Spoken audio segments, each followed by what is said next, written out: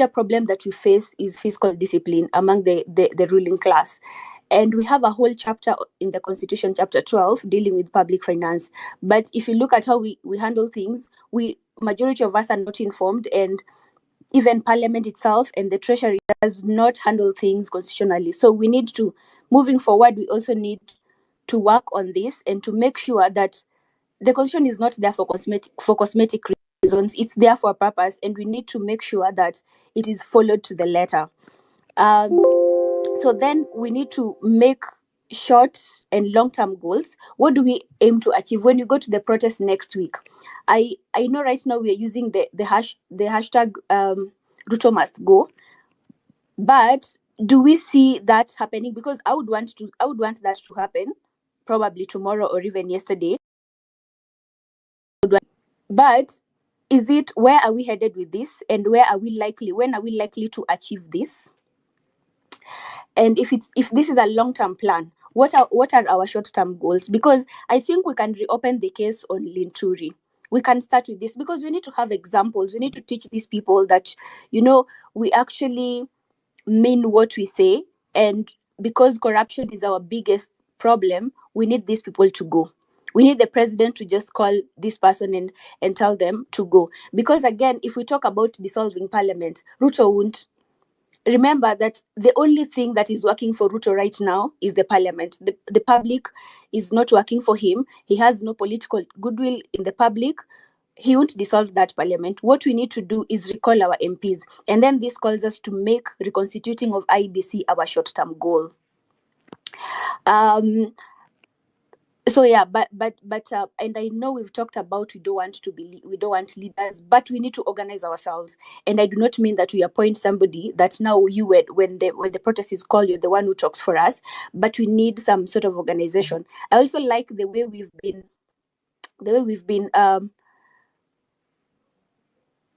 been communicating to other people. In terms that page Mushiri Mike's page is called, I think it's called Civic Rise.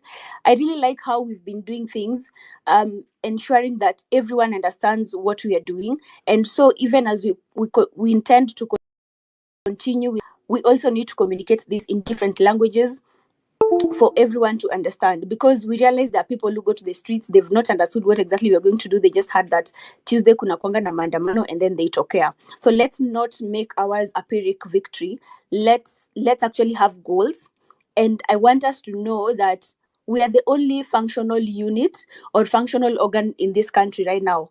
The judiciary, to some extent, I think they're compromised. Executive, of course, that is at the beck and call of the president.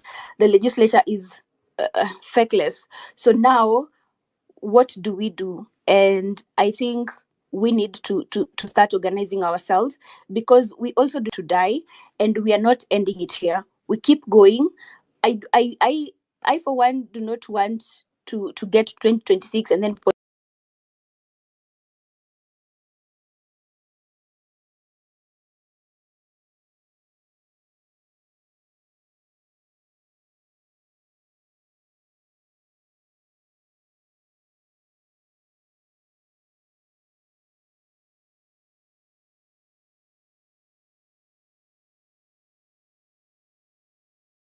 just in case we do, we'll still have somebody sitting there. And if you look at the hierarchy of these things, for instance, now you call Ruto to resign, and whatever happens, he resigns, and then we have Gachagua, and then we decide no, Gachagua is a no, we impeach him, because I think for Gachagua the parliament can easily impeach him. And then who's next? Wetangula takes office for 90 days. All these are Ruto's people. Ruto will be ruling in proxy. So it will not give us what we want. But now, can we think of the best possible way that we can be served? Melvin, these guys are not. Kimuzi, I know I'm finishing. Kindly wind up, juu watu ni wengi sana. Okay, sawa. And also because these guys haven't been in office for 2 years. It's just been 1 year and a few months. So we need a way forward. Thank you.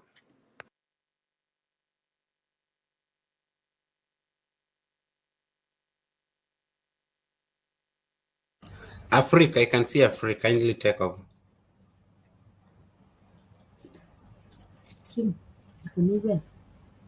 Yes, yes. Am I audible? Yes, you are. Yes, you are.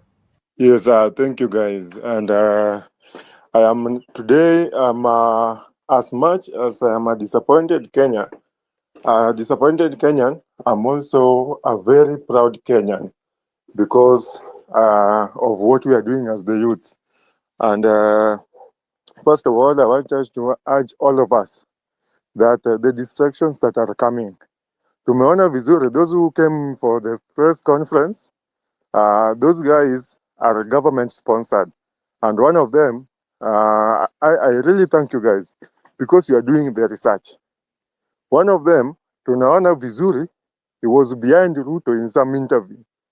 So let those people do not think that we are stupid. We are just the way I've tweeted today that we are Gen Zs. We are informed. We do research. We are not being lied for. Wengine wamedanganywa sana. The other generations wamedanganywa sana and they bought into it.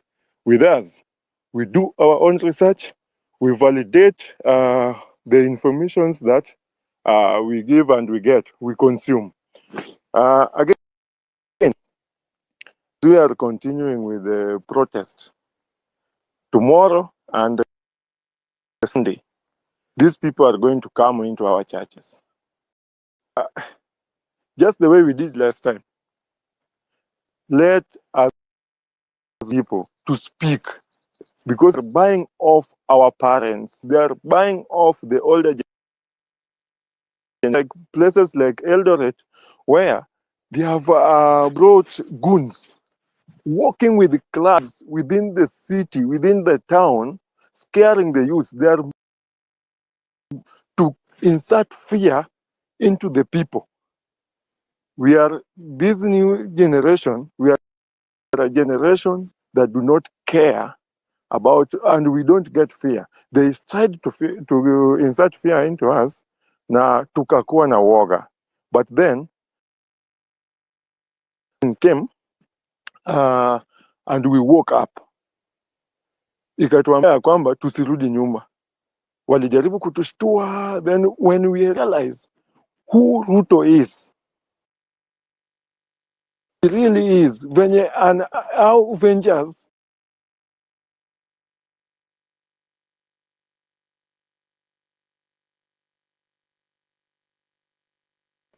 after everything, I think 10 we've years lost before. you.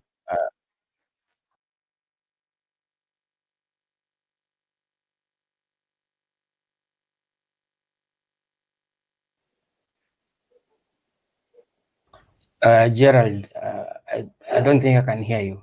Can anybody? I think your speaker is not okay. So the lady Alexia, you can take off. Can you guys hear me clearly? Yes, we can.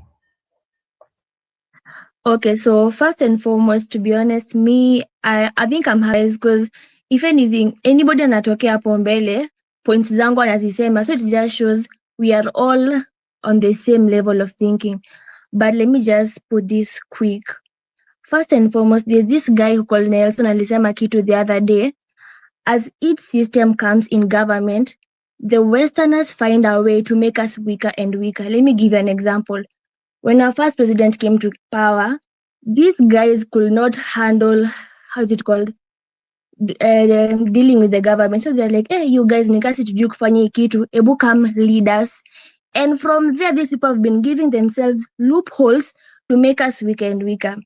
That being said, you guys, you need to come to a corner the way these guys look at us. When you look at US particularly, these guys, I don't know, sijui kama nafaa kusema hii, but till now they still have an issue with their own black population. You get? So you think in your eyes you are seen as a Kenyan. You're just seen as how they see our watu wa huko, unaona? And I was seeing people saying, oh, let the international people help us. No freaking way. The power is in us and us alone. Because like there's no other way to do this except with us doing this. Someone said here we need to form a system ya kuendelea, whether it is a party or a council. That is something mandatory. We can't, and first and foremost, there's hakuna vile mtasema an influencer social media any mtu ati ni leader. Hiyo kitu I think I'm happy you are mko hapo, but there needs to be a system, whether a council or whatever, for airing these things hadi ifike the election year. Because if anything, at this point, there is nobody who is worthy to be a president. That's the reality. You can't say they are saying ati Gachagua, no. So itabidi tu ukai chini ukule ndimu, you wait 2027. But till then, something will have to come up. And you guys need to understand this. Even the Azimio party and whatever, none of these people are competent. Anybody mtu mzee, kwanza there's a picture I've seen, these church leaders, this guy anacheka sijui aje, like all his teeth are out. Me, I was like, no way, watu no. You need to understand, this is just a human being who happens to be a so-called religious leader. But like whenever we hear a story, in his story too, whenever we hear this pastor raped a woman, you're like, oh my gosh, ni pastor? Hapana, ni mtu. He happened to be a pastor. So you need to, your title, that title is what gives the uzito, but these people are not helping us. If anything, us having a system kutoka hapa kwenda huko ni hivyo. And the last point, you guys need to understand this. Our country penye tuko in terms of demographic, we have a very huge young population. When you look at these developed countries, when they were at this particular stage tuko, that's when they were building themselves to be where they are. Because nowadays you hear, this like Japan has a low birth rate, low young people, blah, blah, blah, not. Penye si tuko, we are different from them. This is where you najijenga. But when people are seeing you develop, they're like, no freaking, these are monkeys. Unafaa kukua chini. That's what they are saying.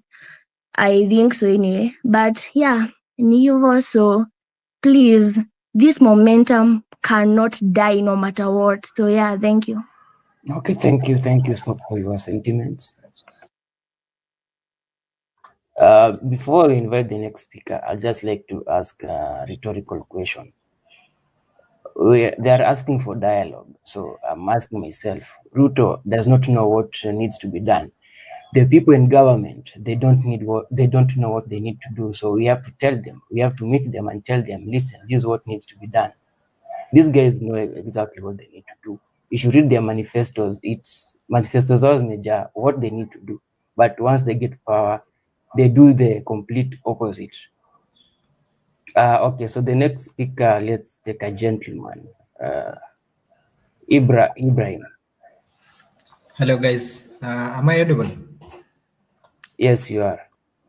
Okay, so guys, thank you Maze for hosting this space.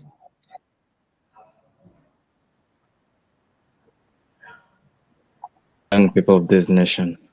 Okay, number one, if you have noticed, we have labeled our protest the rage, and it's true we are angered by this government. But kitu moja lazima tufanye, because these politicians are very crafty. Let us maintain the rage, maintain the anger, but have a clear course of action. So we have seen suggestions kwa Twitter line. Kuna watu wanasema civil disobedience. Yes, that works. We can also do cancel culture. It applies very well in our case because sisi tuko wase digitally. Then we also need to start from this government. Kuongea ukweli, these guys are right now in self-preservation mode. If we start listening to them, tutaanza slowly to fall back into their paths, and that is what they are doing. Hao wana print t-shirts, wanafanya nini? Hiyo yote ni nonsense. If we can sit through that and to be resolute to our course, I think we're going to take this nation back. Now, the next thing I wanted us to discuss about ni IEBC. You see, guys, the people who are in power, we are complaining that they are not lawful. They are violating court orders and all that. But one thing we have not yet realized, that is and not a lot of people are talking about, there has been a selection panel in place since 30th March 2023. We are now in 2024 and we don't know what that selection panel has been doing. There are people who've been getting salaries and they have not yet settled down on the people who are supposed to lead to head IEBC. So right now, even as we continue with our protests, we must make sure that the message that needs to be heard is that the IEBC should be constituted and budget should be assigned to the IEBC. Ndio tusiambiwe IEBC ndio hii lakini do hakuna. Have you seen what Zakayo has resulted to? Kwa sababu ya hiyo finance bill amesema sasa juu alisema hawataki, sisi tumekata pesa, alafu sasa juu tumekata hiyo pesa development hakuna. Tusiambue vitu kama IBC budget hakuna na vitu kama hizo. So we push that as we continue with our protests so that even as we are getting ready for a new form of leadership, we can have the right structures zenye zitakuwa in place to help guide us there. We don't want to go down in anarchy. We want to still have a country as we achieve the goals of our protests. Then the next thing, I want us to be very categorical about wale MPs wanaenda home. We guys must set a precedence. Once we set it, hakuna watu in the future watakuja kugo against chenye wananchi wanataka. People have still not yet understood the concept of democracy and how we should divide the three arms of government. That's why tunaonanga waheshimiwa, mhesh, unampisha kwa njia. That person is a servant. Once we don't realize that they are there to speak on our behalf, that the executive implement whatever these guys create in parliament, that the judiciary is there to negotiate hizo conflicts zenye zitatokezea hapo in between, we get lost. We see them as gods. They are not gods. So we need to put them where they belong. Lazima tutafute hao MPs wenye we will recall as soon as IBC is back. Then I also want us to push for a referendum to put caps in salaries. Gava, by the way, if you have noticed, there are very few public servants in Kenya compared to our population. But ukisikia zile vitu wanaita recurrent expenditures, hizo za salaries and nini, maze, it's a very big percentage of the budget. As long as we'll be silent about that, as long as we'll be silent about the fact that we pay very few people in this Kenya a lot of money that can be used in development, na tuendelezeshe the private sector in our own ways, then we'll always be screwed by this government. I think kama ma MPs, kuna upuzi walifanyanga last time wakati kulikuwa na new budget, ati walijiongeza pesa sijui to cushion themselves for the hard times ahead. Man, hiyo kitu imeniuma hadi wa leo, and it is something that came on the magazetes na hata sikusikia watu wakiongelea. There are some things that should just make us furious, and these people should know that we are out there and we are watching. Finally, mimi nikimaliza, good democracies inakuanga constituted of systems, so that even if one system comes out, even if one bunch of leaders comes out, the others who get in, they get on the same system na waiendelezeshe. The people who've been in our systems have been making them weaker and weaker by the day. But do you know why those systems are getting weaker? Some of us are not informed. We don't have knowledge. Tukiangalia systems theory, for those who've studied it moja mbili, lazima tuelewe venye all these parts of the systems work, so that we can know where to manipulate, where to press, where to push, so that our systems work best. Sindio? Now, tukijiuliza, sisi wenyewe tunaelewa our systems. Who here can say that they have a very good understanding of the Public Finance Management Act? Ukiambo zile vote heads zinapeanwa kwa budget, ukipewa hivi, can you explain them? Is it possible for us to make the government break them down, so that even the governments that we will be putting in place as the young people in the future, wasitufunike na hizo vitu sijui repairs nini? It is very possible in this age of technology to even have a website that monitors all government projects, that monitors all the budgets in all those offices zenye tunaambiwa. Okay, thank you. I would like to cut you short, unfortunately, because request ni mingi and we want everyone to talk. Najua hii radio ati watu wawili wanaongea, we want. So thank you. I appreciate your sentiments. I've heard you so much and you've spoken well. I would like to let's be keen so that to avoid kujirudia. If something has been said as much as you want to say it, let's so that at least everyone gets a chance to air their views. Next speaker, lady. Alafu all yet. before uendelee, the theme should remain Ruto must go, like watu wanafaa Exactly. Ruto kuelewa must go. the momentum should keep going, because many people are losing the energy, the momentum. We should keep the conversation going. If there is no dialogue with Ruto because we are having dialogue with corruption, if we want to have a dialogue, then we should not have Ruto. You can't dialogue with someone who is killing you on the other hand, because how can someone kill you then tell you ati sasa kujeni tuongee hizi killings ni mingi? Honestly, does it make sense? Okay, Shiko, take over. Thank you. I'm just trying to talk because I know my phone has been behaving funny. Sijui wananichuja spaces or what is happening. Every time I get the speaker mic in and it drop. But one thing I wanted to say is, one, we cannot lose momentum right now. I understand we are mourning. I understand we are pained. I understand it's frustrating to see our people die. But today, after Ivan's burial, I know it's a reason for us to keep going. So we must keep going. That is a fact. And I think just for me, the question I wanted to ask all of us is, I know I've seen a circular where we're saying on Tuesday we're sitting on the roads. Can we just make it a mass vigil where we go out with because of those soldiers we've lost, and as a way of also regaining momentum, Kimuzi, and just saying we are here and we're in solidarity for these souls, and they just cannot die for the sake of it, and their death or their lives must count for something, and the loss that we have must count for something at the end of the day. Hao watu hawezi kuwa wakitudanganya. And I agree, we cannot negotiate with a madara.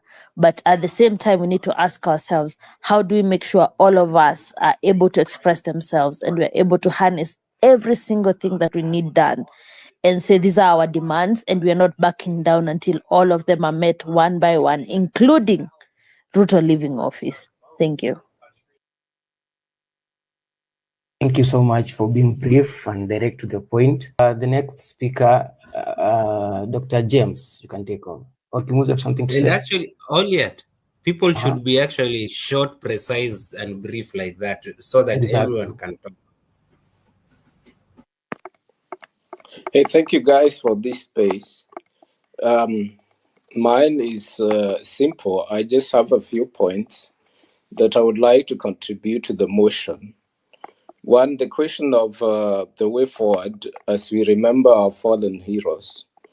I would say, like everyone else has been saying, that one, those churches that are trying to support our politicians and where our politicians are going for their Sunday services, that we must keep the hashtag Salimia Hawa Wazee, our pastors, our viongozi wa hizo makanisa.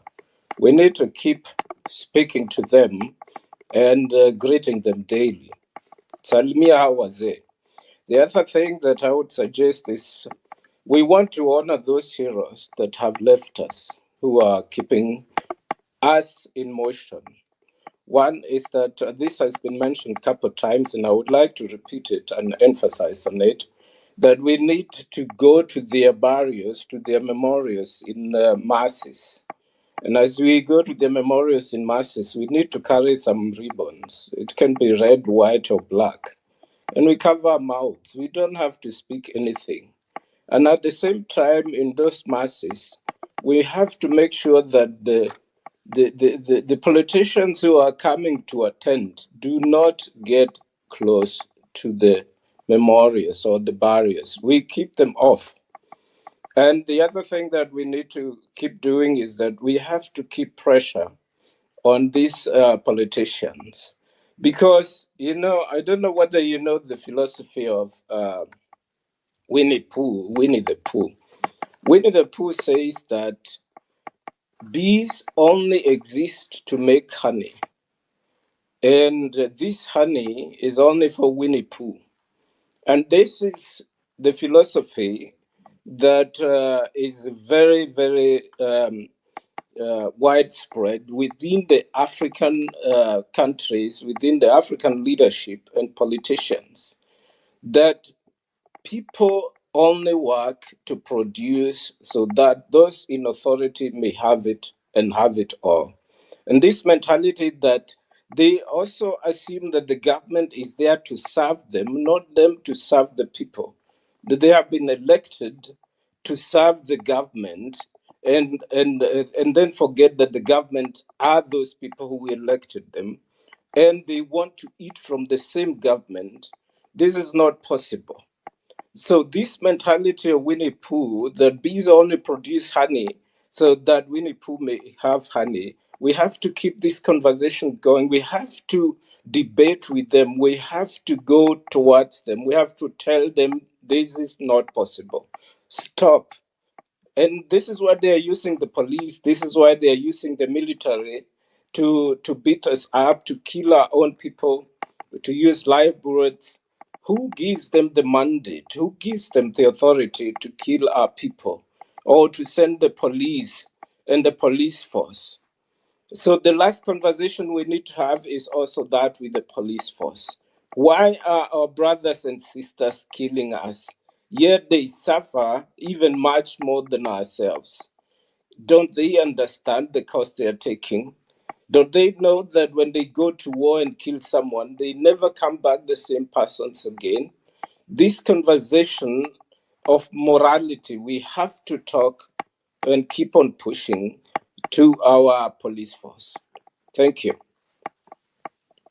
Okay, thank you. Thank you so much for your sentiments. We hear you. You can mute the mic. Who has not spoken? If you've spoken, kindly drop the mic so we can add more speakers, and also we try as much as possible and direct to the point. Nduta, you can take over the mic. How are you all? I will try and be very precise.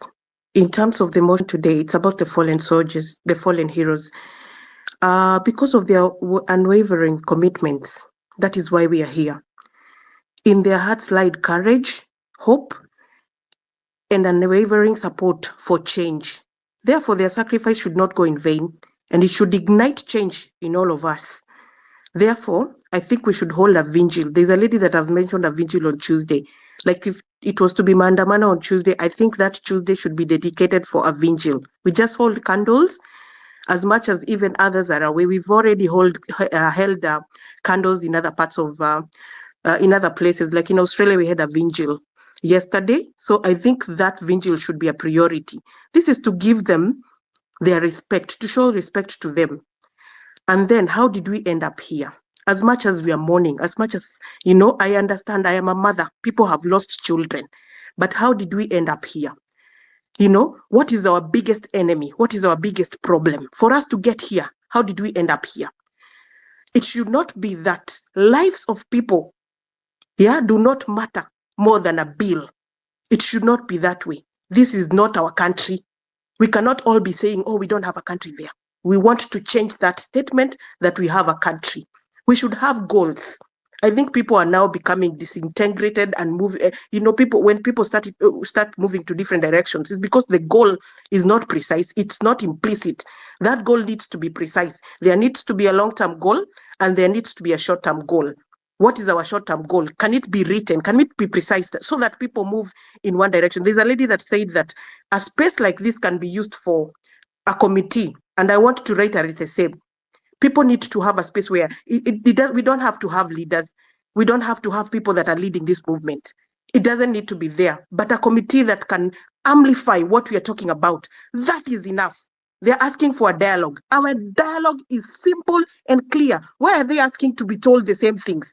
It's about accountability, integrity, authenticity, transparency, and proper governance. That is the dialogue. Why is somebody asking for another dialogue? That is clear. Somebody should be listening actively. Why are they asking for another dialogue? The moment those people will present and now present other things that will not look like what people were pushing for, then we are dismantled. To go into I want to talk about two things.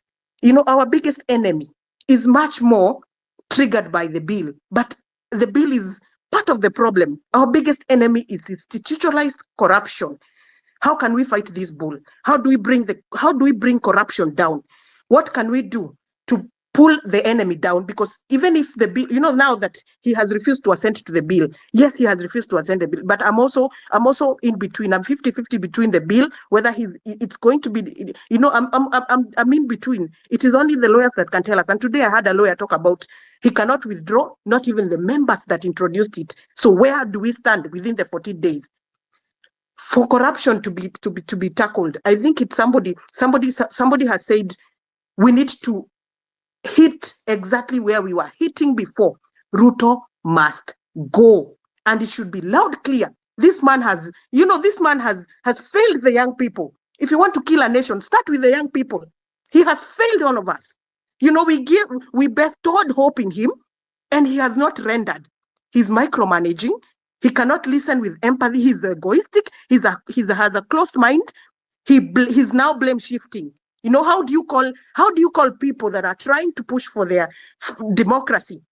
How do you then call them terrorists? Our forefathers were called by the colonialist man terrorists. Why? Because that's what they were fighting for. They were fighting for the truth. Anybody who is informed, anyone who is has information, has power. These young people are all activists. That is why we don't have a leader. We are all informed. You are all educated, and that's where our armor is. So we don't need somebody to direct us. We are already all informed and empowered. We have a direction. It's only that for us to move in one amplification, we need a center point. Like this space should be used for that. And then in police brutality, why are these people treating us like this? But the problem is much more. It is still, it roots to the same thing: institutionalized corruption. These people are trained differently. Why can't they reinvent the training? Their conditions of life. I used to school with one policeman when I was doing my studies there. Yeah, and the picture that I saw where this man lives, it still lives with me. If you put people in a unit of four people live in one house, they are psychologically tortured. That is torture. That's an angry man. I don't expect him to come out here and see people rooting for the truth, people protesting for the truth, and him to differentiate between rioting, and protesting. He's first an angry man. He will shoot to kill. He's given that order, he will shoot to kill. He will lose humanity. If we improve their lifestyle, if we improve their lives, I think we have more agendas to dig deep down. I am more bitter about the church. The church has been quiet all this time. Somebody has echoed that. The church needs to be dealt with. The colonialists, he invaded us through the church. And somebody is also using the church. He's also hiding through the church. Why has the church been silent? I was in a church. I live in Australia. I was in a church and somebody told me, "You're consumers of gospel." I got angry. I have never gone back to that church. Why? Because it infuriated me. How can somebody tell me I'm a consumer? Because they still have that colonialist mind that we are consumers. And it's true, because they interpret on people who are illiterate and uninformed. Where people are informed and illiterate, first start with the church. I know these are very painful sentiments. Some people might enmity because form enmity out of my sentiments. But I am speaking out of digging deep in research. People hide in the church. The shokahola. Can you imagine? Kidneys harvested, brought to Australia, a whole country like this, and that white man has not been arrested. That Pastor Mackenzie was arrested in Kenya, yes, but is this other one on this other end arrested? No, that man was asked, "Why are you not arrested?" Kenya is corrupt. He said it so explicitly. I was so angry. I wanted to slap him if I could. You have killed 429 bodies. What did Kindiki do about those 429 bodies? What has he done? Have they even investigated what were those bodies being done for?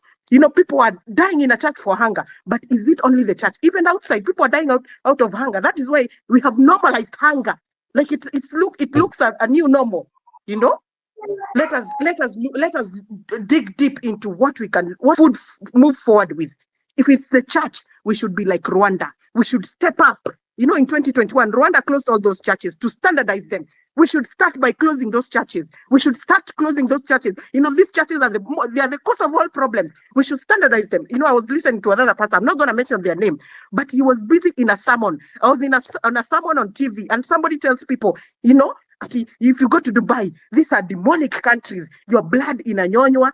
I could listen and get more angry, and I switched off the TV because you are leveraging on illiterate people and informed people. I've been to Dubai three times. What are you talking about? That people, Dubai is a demonic country. These leaders of those churches, they have commercialized churches, and that's why this man can also hide in the church. He can come through the church. Those churches need to be standardized. They need to follow a structure. And if we do so, we are actually attacking the bigger enemy, corruption. Because how can that man be giving 2 million to churches every now and then? Let's look at 1 billion. How much are we losing every day in corruption? It could be worse than Uhuru. In Uhuru's days, I remember Uhuru saying we were losing 1 billion a day. That might, round up to so how much? I don't know. But how much are we losing today? That was then. How much are we losing today? In billions. We need to attack the major points. We need to go straight to the point. And on IMF, before I close, IMF is there to make sure that sustainable growth of a country is there. They make policies to promote that financial stability. Why are we not looking into the sides of what it's supposed to do? Why are we being puppets of the IMF? I looked at the end of this, they said ignore the protest. I was so infuriated. I was so furious. Ignore the protests. Ignore was the word. Ignore the protests. Really, even a man in his own senses can see that we are just under colonial, new imperialism. Why is somebody closing their eyes? Why is he so blindfolded? He should look into the interests of the country. The young people have spoken. That's where the nation is. If you kill the young people, you're killing a whole nation.